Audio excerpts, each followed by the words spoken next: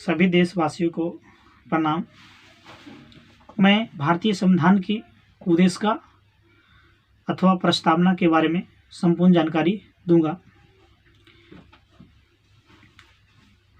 उद्देशिका या प्रस्तावना इस प्रकार: हम भारत के लोग भारत को एक संपूर्ण प्रभुत्व संपन्न समाजवादी पंथ निरपेक्ष लोकतंत्रात्मक गणराज्य बनाने के लिए तथा समस्त नागरिकों को सामाजिक, आर्थिक और राजनीतिक न्याय, विचार, अभिव्यक्ति, विश्वास, धर्म और उपासना की स्वतंत्रता, प्रतिष्ठा और अवसर की समता प्राप्त करने के लिए तथा उन सब में व्यक्ति की गरिमा और राष्ट्र की एकता और अखंडता सुनिश्चित कराने वाली बंधुता बढ़ाने के लिए दृढ़ संकल्प होकर अपनी इस संविधान सभा में आज तारीख 26 नवंबर 1949 ईस्वी मिति मार्गशीर्ष शुक्ल सप्तमी संवत 2006 विक्रमी को एदत द्वारा इस संविधान को अंगीकृत अधिनियम और आत्मार्पित करते हैं। प्रस्तावना की मुख्य बातें इस प्रकार हैं, मैं बताऊंगा। संविधान की प्रस्तावना को संविधान की कुंजी कहा गया। प्रस्तावना के अनुसार संविधान के अधीन समस्त शक्तियों का केंद्र बिंदु अथवा स्रोत भारत के लोग को ही है। प्रस्तावना की लिखित शब्द यथा हम भारत के लोग इस संविधान को अंगीकृत, अधिनियमित और आत्मसमर्पित करते हैं। भारतीय लोगों की सर्वोच्च संप्रभुता का उद्घोष करते हैं। प्रस्तावना को न्याय में परिवर्तित नहीं किया जा सकता।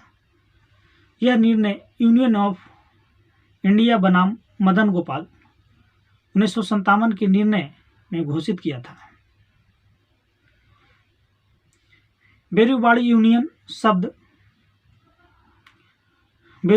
बाद जो 1960 ईस्वी में सर्वोच्च न्यायालय में निर्णय लिया, जहां संविधान की भाषा संदिग्ध हो, वहां प्रस्तावना विधिक निर्वाचन में सहायता करती है।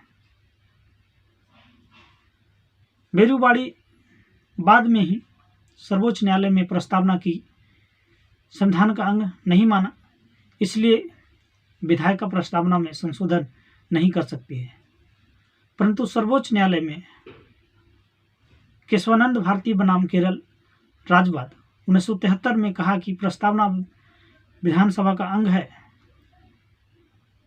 इसलिए विधायिका संसद उसे संशोधित कर सकती है।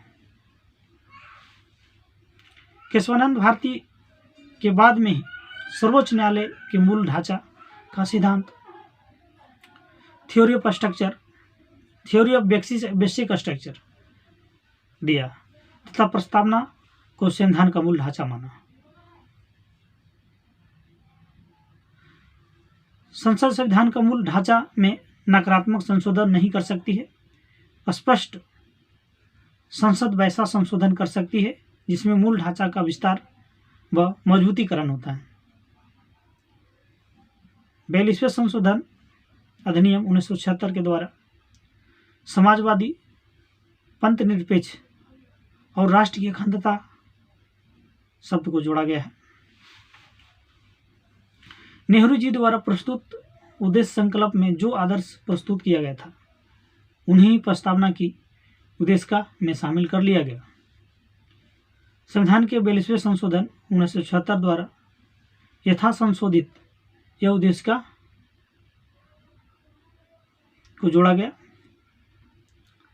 और भारतीय संविधान की उद्देशिका या प्रस्तावना की संपूर्ण जानकारी के लिए सभी देशवासी को जय हिंद, जय भारत।